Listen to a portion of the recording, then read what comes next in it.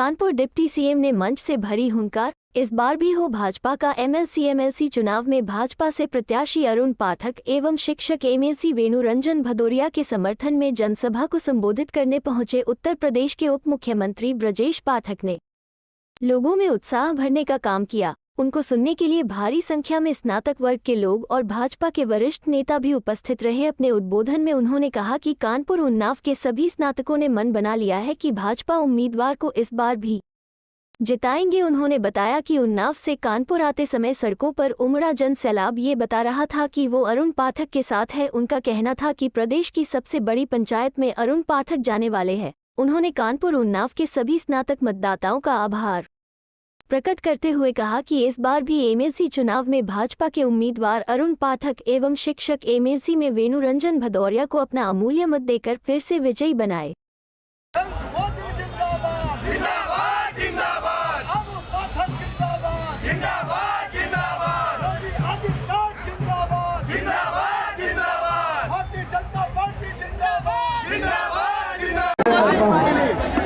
कानपुर उन्नाव स्नातक और शिक्षक विधान परिषद सीटों पर हमारे दोनों प्रत्याशी आदरणीय अरुण पाठक आदरणीय वेणु रंजन भदौरिया आज नामांकन में दौरान जो जनसैलाब उमड़ा है, हमारे मतदाता बंधु आए हैं, ये प्रतीत हो रहा है ऐतिहासिक वोटों से चुनाव जीतेंगे और दोनों हमारे प्रदेश के सबसे उच्च सदन में जीत करके जाने वाले हैं।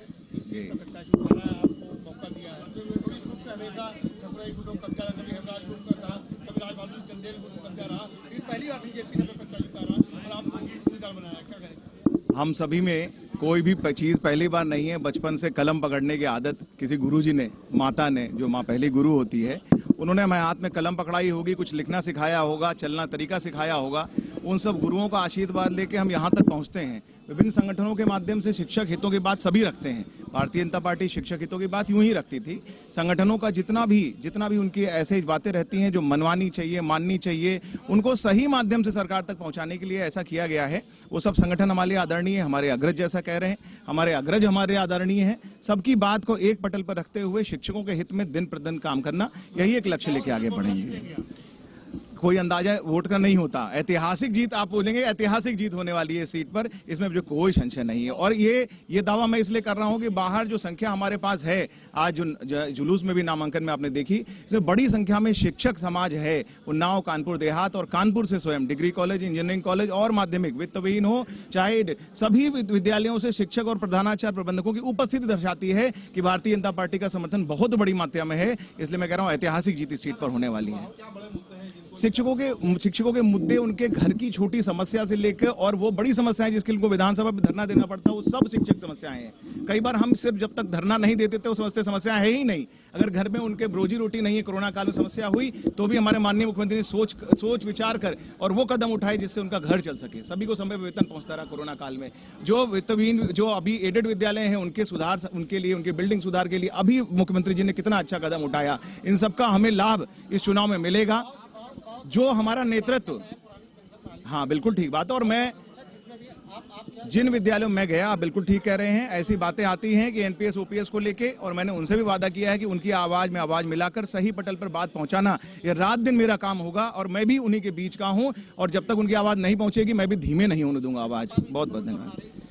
स्वरूप परिवार ने अपने आप को विड्रॉ किया, लेकिन कांग्रेस ने अपना प्रत्याशी उतारा है। स्वरूप फैमिली का जो काफी बड़ा एक वर्ग है, वो मोदी और योगी जी के सपनों का उत्तर प्रदेश निर्माण करने में उनके साथ है। और अब की चुनाव में उनका सहयोग भी भारतीय जनता पार्टी के लोगों को मिल रहा है।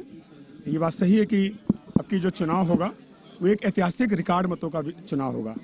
मैं आप सबके चैनलों के माध्यम से ये मैं दावे के साथ और कानपुर, उन्नाव और कानपुर देहात के स्नातक जनों मतदाताओं के बिहेव पर, के विश्वास पर ये बात कह रहा हूँ कि स्नातक चुनाव की अपने आप में एक नया रिकॉर्ड बनाएगा। दूसरी बार